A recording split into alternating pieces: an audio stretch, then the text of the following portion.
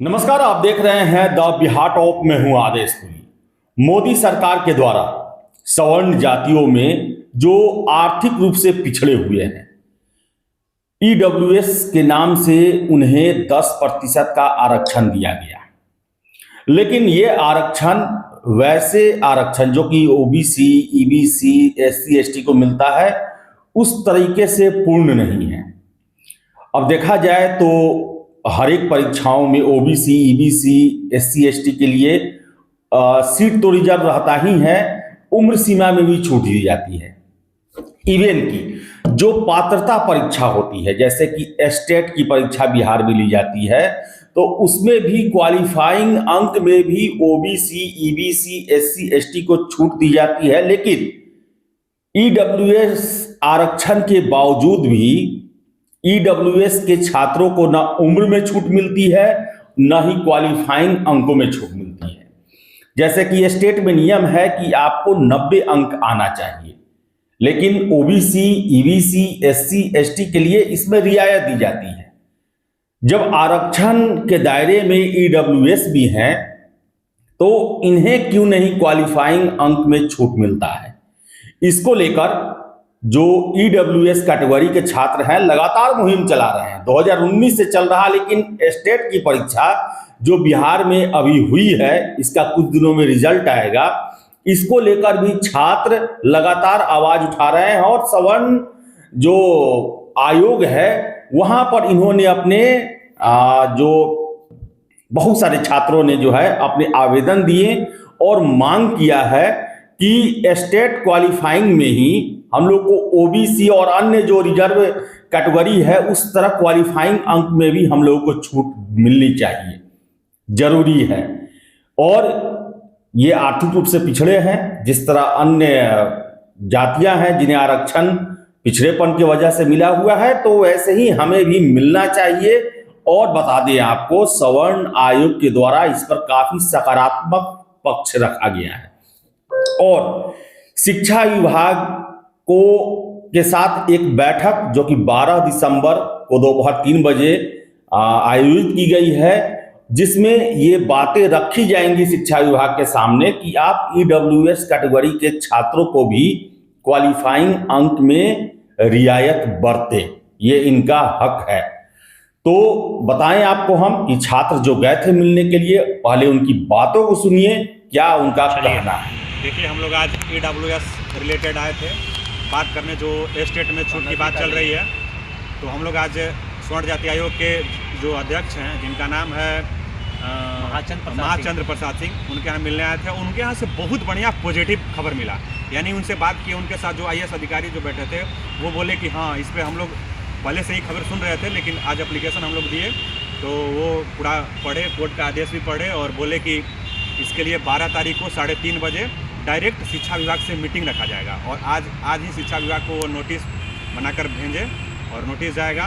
देखिए 90% काम हो चुका है। देखिए एक्चुअली क्या है कि यहाँ पे हम लोग पहले से ही लेटर भेज चुके थे, 200 के आसपास लेटर भेजे थे। अब लेटर यहाँ पे आ चुका है और विजय सिन्हा जी के ऑफिस में भी गया था लेटर हम लोग का। तो लेटर आया था, इनको पहले पता था सब लेटर। प्रॉब्लम यहाँ ये था कि हम लोग यहाँ से बल्क में बहुत स्टूडेंट आया था जो वहीं पे गर्दनी बाग से वापस चल गए थे। हम लोग यहाँ आए हैं और यहाँ सब काम हो चुका है। बस यहाँ बात हुआ कि हम लोग का कि बोले हैं हमसे लेटर ले लिए हैं। अब बोले हैं कि 12 तारीख को हम जो शिक्षा विभाग से मीटिंग करेंगे, 12 तारीख को 3 बजे शाम में मीटिंग करेंगे। उस दिन जो है तुम लोग को जो है जो भी नोटिस होगा पॉजिटिव नोटिस देंगे। मिनिमम कम से कम 5% का रिलैक्सेशन जरूर मिलेगा। खुद बोले हैं कि 5% मिलना चाहिए, बीसी के बराबर जरूर आप लोगों को मिलना चाहिए। वो बोले हैं कि हम विजय सिन्हा जी से भी बात करेंगे पहले और शिक्षा मंत्री से। और ऐसा होगा कि खुलकर यहाँ हम लोगों की सुनवाई हुई, हम लोग को बातों को सुना गया और हम लोग को एप्लीकेशन पूरा लिया गया और हम लोग को अच्छे से बैठा के लिए बहुत अच्छे हैं और कोई दिक्कत नहीं। जो भी काम है बहुत बेहतरीन काम है, एक भी केस इन लोग का पेंडिंग नहीं रहता है। सब काम बहुत बेहतर। आशा है कि ये काम हम लोग को हो जाएगा, पूरा आशा है। और आज एक एप्लीकेशन उप मुख्यमंत्री जो हैं विजय सिन्हा जी, उनको भी दिया गया है और वो भी अपने लेटर पैड पर लिख के हम अभी आज एप्लीकेशन दिए हैं लेटर पैड पे बनाने के लिए। और उनका जो पीए है उनसे बात हुई है 2 बार, उनसे जाके मिले, फिर उनको वो लेटर जो है शिक्षा विभाग को भेज देंगे। कल मॉर्निंग में हो सकता है बस आप भेज लोगों से देंगे। यही और रिक्वेस्ट है मंडे को विजय सिन्हा जी से मिलने का भी बोले हैं कि अगर लेटर पैड जाएगा शिक्षा विभाग तो अगर बुलाएंगे तो मंडे को आप लोग फिर से आ जाइएगा। बस। मंडे को वो बोले हैं विजय सिन्हा जी, और यहाँ पे जो है फिर यहाँ का जो है 12 तारीख का मीटिंग है। हाँ, बस यही है कि 12 तारीख को जितना ज़्यादा से ज़्यादा संख्या में आप लोग आइए, अपने बात को रखिए और डायरेक्ट शिक्षा विभाग से मीटिंग होगा, अपने बात को रखिए और लागू करवाइए। बस 12 तारीख धन्यवाद। 3 बजे। तो जैसा कि आपने सुना कि जो छात्र हैं उनका सीधे सीधी यही कहना है कि हमें भी ये हक मिलना चाहिए।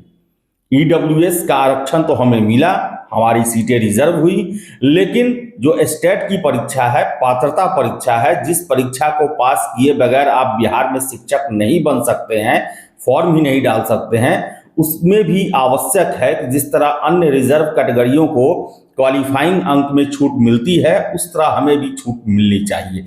ये हमारा एक स्वाभाविक अधिकार है जो कि हमें मिलना चाहिए, और सवर्ण आयोग के द्वारा इन्हें आश्वासन भी दिया गया है और इस दिशा में काम आगे भी बढ़ा दिया गया है।